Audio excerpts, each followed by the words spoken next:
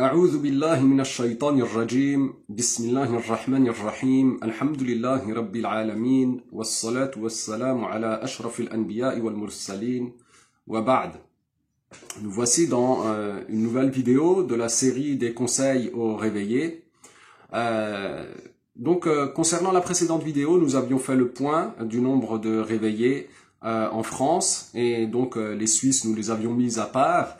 Et donc peut-être que les Suisses ont pensé, nos amis et frères suisses réveillés, peut-être ont-ils pensé qu'ils étaient mis à part pour les témoignages. Ce n'est pas le cas. Donc je vous propose à vous autres là-bas de nous envoyer, mes amis les Suisses, vos témoignages directement à l'adresse mustafa.mulhouse@gmail.com. Elle est disponible sur la rubrique à propos de la chaîne YouTube.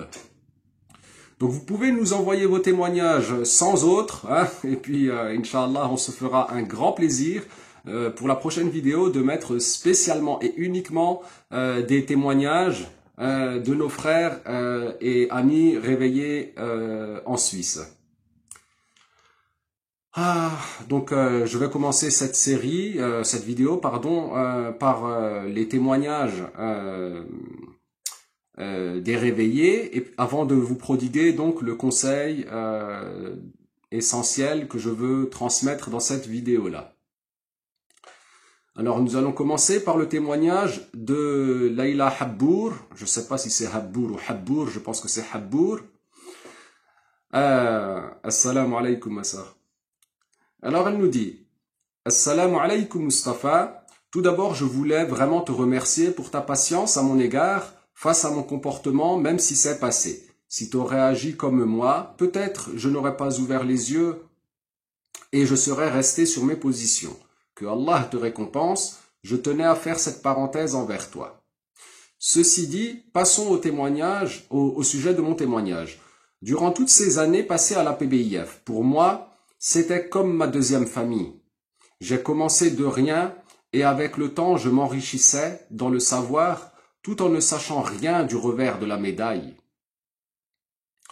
J'ai commencé à sentir qu'il y avait quelque chose de pas net lorsqu'on m'a dit de prendre mes cahiers de 3 ans de cours et de les détruire, sous prétexte que la personne qui nous a enseigné et qu'on appelait cheikh était selon eux un bouquineur. Là, c'était mon premier choc. Et durant les années qui suivirent, de nombreux chocs étaient à venir et à chaque fois, tu devais les encaisser. Aussi durs les uns que les autres, chacun avec ses critères. Comme la PBIF m'a aidé à me construire, elle a aussi contribué à ma destruction. Les blessures sont malheureusement là. Avec le temps, Inch'Allah, elles vont guérir sans disparaître. J'ai fait confiance aveuglément, ainsi que de nombreuses personnes, à des gens qui parlaient au nom de l'islam.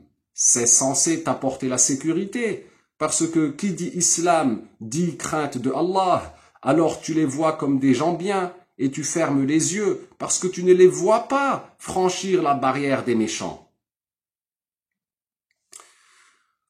Aujourd'hui, la vérité est en train de tomber. Au début, je ne voulais pas la voir parce que ça ne m'arrangeait pas. Je voulais rester dans ce bateau malgré qu'il y avait des défauts. Je lui trouvais des excuses parce que je savais que si je décidais d'ouvrir les yeux, tout serait chamboulé. Et j'aurais cette impression de tout recommencer à zéro. Ce qui m'a permis de faire le pas, c'est en partie mon fils. Je me disais, toi, on t'a induite à plusieurs reprises en erreur dans ta religion. Tu vas laisser aussi ta descendance lui arriver la même chose, et ainsi de suite. C'est ce qui m'a aidé à affronter la réalité. Mon message à mes frères et sœurs, n'ayez pas peur d'affronter vos peurs. Fuir ou rester muet n'a jamais arrangé des mauvaises situations. Tant que c'est une vérité, ne te retiens pas. La seule crainte est, elle est vis-à-vis de notre Créateur, c'est tout. Barakallahu fiki pour ton témoignage, Ukhti Layla.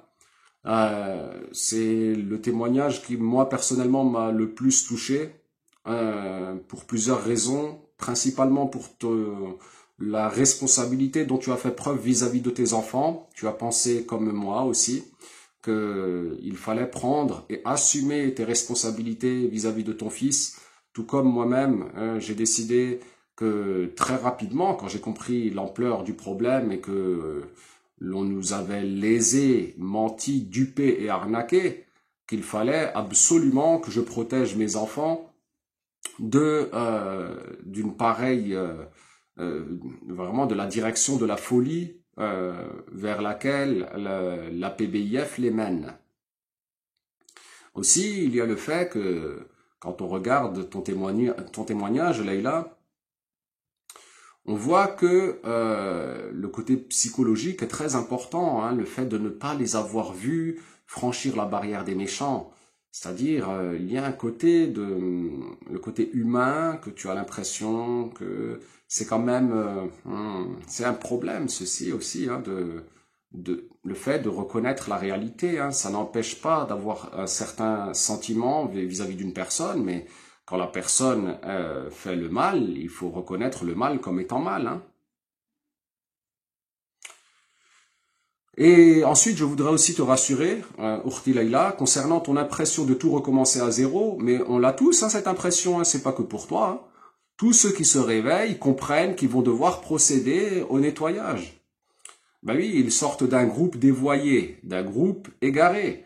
Ben forcément, il va falloir une période de révision, mais en même temps, il faut aussi reconnaître que l'on ne recommence pas vraiment à zéro, puisque une grande, très grande partie, la majorité même, de ce que l'on a appris chez les Ahbash, c'est juste, mais il y a une part vraiment aussi, qui elle aussi est importante, de choses fausses et erronées, et de maladies qui nous ont été transmises, distillées par contamination, qu'il va falloir guérir.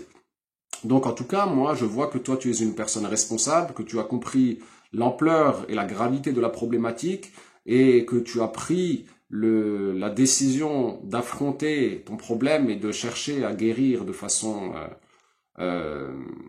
vraiment profonde.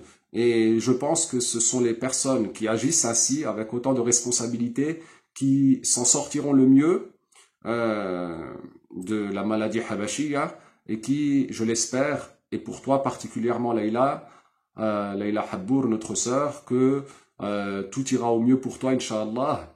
Nous sommes nombre et on t'épaulera aussi bien que faire se peut. Et très bientôt d'ailleurs, on va commencer les cours de religion, Inch'Allah. Donc encore un petit peu de patience et puis, Inch'Allah, on procédera à la guérison.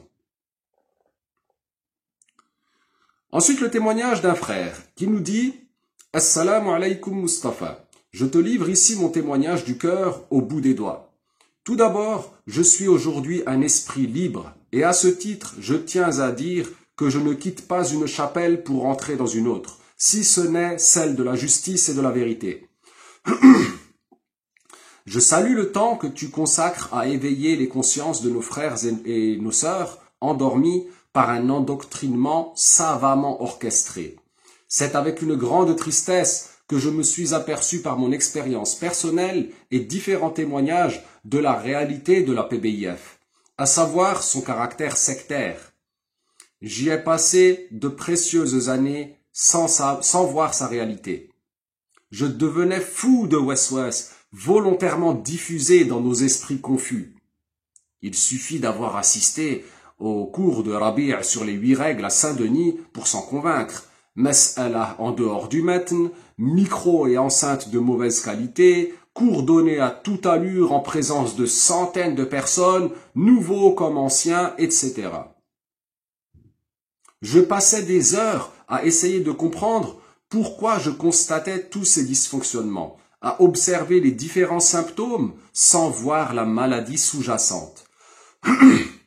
Mais j'ai fini par comprendre que ce qui est décrit au sein de la secte comme des dysfonctionnements involontaires est le fonctionnement normal de l'association. Je suis en effet du même avis que toi, et ce, bien avant ta première vidéo. Les irresponsables Rabi' en tête limitent les Ahbash dans les sciences islamiques de manière à garder le troupeau sous contrôle et dans la dépendance à leur égard.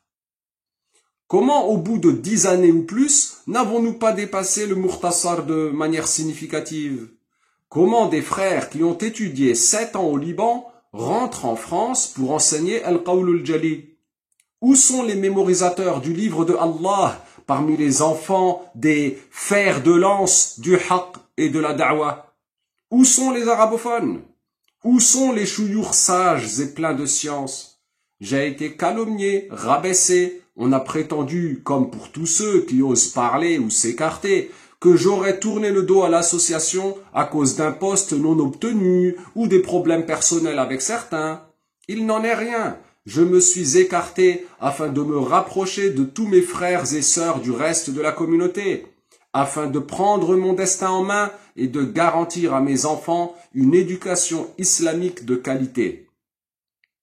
Je me suis écarté car je ne souhaite plus participer au fonctionnement d'une association qui cultive l'ignorance de ses membres, qui les enferme dans une bulle, qui provoque divorces, ruptures amicales, familiales et professionnelles, qui s'endeuille pour la mort de ceux qui insultent notre prophète, sallallahu alayhi wa sallam, qui véhicule tous les poisons de la modernité occidentale, comme le féminisme entre autres. Et si aujourd'hui je déteste certains, je ne m'en cacherai pas. Ce n'est pas à cause d'un problème personnel, mais à cause de ce qu'ils font à une partie de ma communauté. Alors vous qui êtes encore chez ces gourous, allez-vous accepter cette dictature encore longtemps? Cette dictature encore longtemps? Allez-vous continuer à tout donner à ces gens qui ne vous laissent que quelques miettes?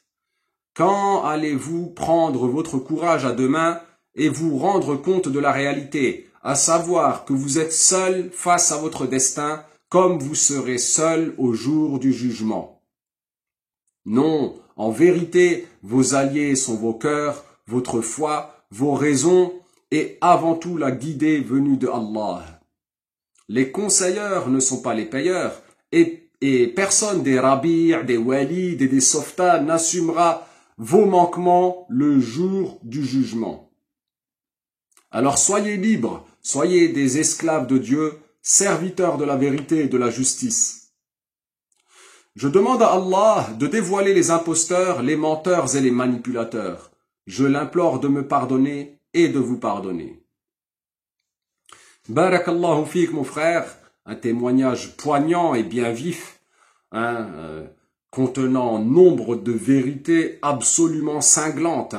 Force est de constater que ce frère-là voit très clair.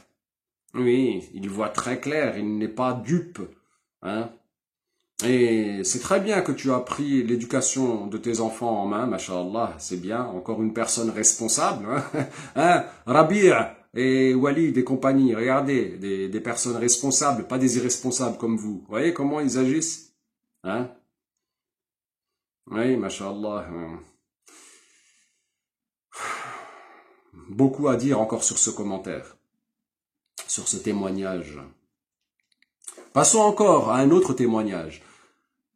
Alors, c'est le témoignage d'un frère qui a passé près de 15 ans au sein de l'association. Il nous dit: lorsque l'on sort de la bulle dans laquelle on est quand on est dans l'association, on se rend compte qu'il y a certains enseignements que seule l'association dispense. Malheureusement, certains d'entre eux ne sont pas conformes à l'enseignement de la majorité des sunnites. Exemple, le fait d'attribuer au prophète, sallallahu alayhi wa sallam, le péché véritable. Ce qui nous a été enseigné par le prophète, sallallahu alayhi wa sallam, c'est de suivre la majorité. Celui qui fait preuve d'honnêteté religieuse va chercher la vérité où qu'elle soit. De plus, je vous conseille de ne pas prendre tout ce qui est dit dans l'association pour argent comptant. La preuve de cela est la Mas'ala qui a été diffusée en 2007, la bombe atomique. J'ai même entendu certains chouyours connus en France dire qu'ils ne prenaient plus tout ce qu'on leur disait comme acquis. N'ayez pas peur de vérifier. Que Dieu nous accorde une bonne fin. Voilà un témoignage sobre, réaliste et oui, qui est vraiment un témoignage vrai. Oui, D'ailleurs, pour ce que tu mentionnes, oh mon frère, actuellement, là, présentement, les Ahbash, ils sont dans une campagne active de calomnie contre nous. Alors ils disent aux petits Ahbash que nous, soi-disant, on serait en train de dire que, considérer possible qu'un prophète fasse un petit péché qui ne comporte pas de bassesse serait de la mécréance. Alors que l'on ne dit pas ça. A'udhu billah. Mais franchement, les Ahbash, vous êtes vraiment... c'est grave, hein, comment vous faites. Hein. Sur Facebook, partout en ce moment, ils sont en train de répandre ces messages-là pour empêcher les gens de nous écouter, pour mettre des bâtons dans les roues, pour couper l'herbe sous les pieds, pour les terroriser et pour leur faire croire qu'il y a deux avis et que nous, on rendrait mécréants ceux qui prendraient l'un des deux avis, alors que c'est des avis sunnites, une divergence connue hein, chez Ahlus Sunnah wal Jama'a. Jamais nous ne déclarons mécréants des gens qui adoptent une divergence connue et reconnue chez Ahlus Sunnah wal Jama'a.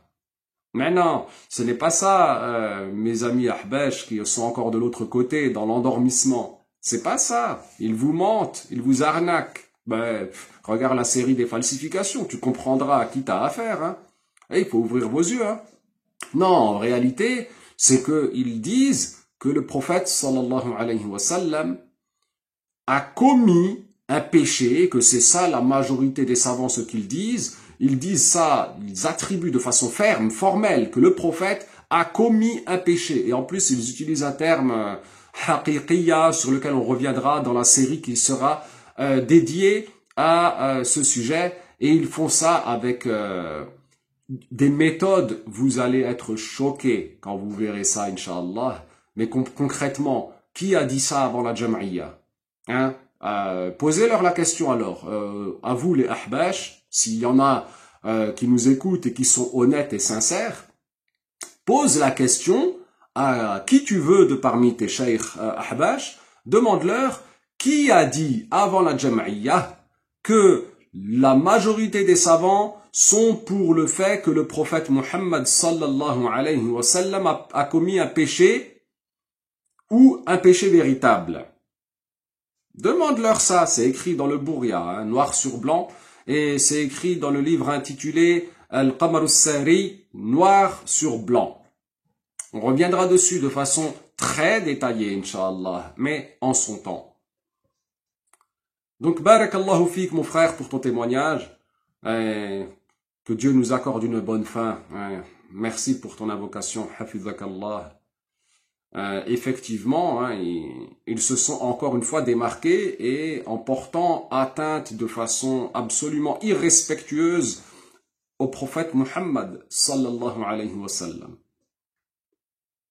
Hein, et vous les Ahbash, c'est bientôt le Mawlid, hein, vous allez préparer la fête et tout ça, hein, et après vous allez dire Muhammad sallallahu alayhi wa sallam il a péché, hein, à soi-disant selon vous Ahlul Fitna.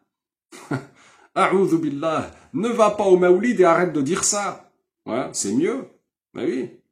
Ne va pas au Mawlid, hein, et dis pas ça. C'est mieux que d'aller au Mawlid et de dire ça, hein. Attention, hein, là, attention à dire le prophète, sallallahu alayhi wa sallam, qu'il a commis un péché, et en plus vous attribuez ça à la majorité des savants de la Ummah. Eh ben, hein, c'est quoi? C'est par amour pour le prophète, sallallahu alayhi wa sallam, que vous faites ça? Hein? En remerciement pour le prophète, sallallahu alayhi wa sallam, vous dites ça par remerciement? Oui, oui. On va revenir dans les détails sur cette mas'ala absolument terrible. Bon. Donc ceci dit, concernant le témoignage, c'est fini, les témoignages c'est fini, et donc pour le conseil que je veux prodiguer aux réveillés. Alors, je voudrais vous demander de ne pas vous débarrasser des livres des Ahbash. Vous êtes nombre à vouloir vous en débarrasser, quoi. Vous savez pas trop comment faire. Certains me disent bon bah écoute, je vais les brûler. Il y en a d'autres qui me disent bon bah je sais pas, je vais les mettre à la mer, hein, je sais pas. Ne jetez rien, ne brûlez rien, ne laissez rien à la mer. On va récupérer tous les livres des Ahbash Nous sommes en train de compiler, gardez les pièces à conviction, mettez tout dans un carton, et puis, Inch'Allah, on va récupérer le tout. Hein? J'ai déjà commencé à récupérer les livres des Ahbash chez des réveillés, donc ne vous inquiétez pas, on va tout récupérer, Inch'Allah, et on en a besoin afin de, comme on va faire des analyses détaillées, hein, à la loupe, hein, dans les livres des Ahbash. Donc, gardez-les, à patienter, mettez-les dans un coin quelque part, et puis, Inch'Allah, nous allons les récupérer. Et ceci, ça évitera que l'on ait à acheter des livres que l'on n'a pas, dans lesquels il y a des choses absolument scandaleuses de la part des Ahbash, et donc de nous faire une bibliothèque complète des livres des Ahbash. Donc j'en ai déjà vraiment nombre, même s'il y en a en doublon, ce n'est pas grave. Donnez tout, donne tout ce que tu voulais pas garder des livres des Ahbash, donne-nous le tout. Et vous pouvez faire pareil d'ailleurs pour les livres des Wahhabites, hein. Comme Inch'Allah, nous passerons à la fin de la série, à la fin de cette chaîne, hein, quand nous aurons fini le réveil Habashi, Inch'Allah, nous passerons au réveil Wahhabi. Mais ceci, ce sera dans longtemps, Inch'Allah. Donc, vraiment, ne vous débarrassez pas des livres des Ahbash, donnez-les-nous, et on les prend, et on va s'occuper de façon utile avec ces livres, Inch'Allah, afin de pouvoir réveiller plus de gens encore, de garder les pièces à conviction et de pouvoir montrer dans les livres des Ahbash eux-mêmes ce qu'ils disent. Voilà. Donc c'était surtout pour cela. Et donc, Inch'Allah, je vous dis à bientôt pour la prochaine vidéo. Et nos amis les Suisses, les Ovomaltine, hein, et compagnie, hein, nos amis les fabricants du pays fabricant des Ricola, nous attendons vos témoignages et avec plaisir nous les lirons, Inch'Allah. Je vous dis à bientôt. Barakallahu fikum. Walhamdulillahi awwalan wa akhira.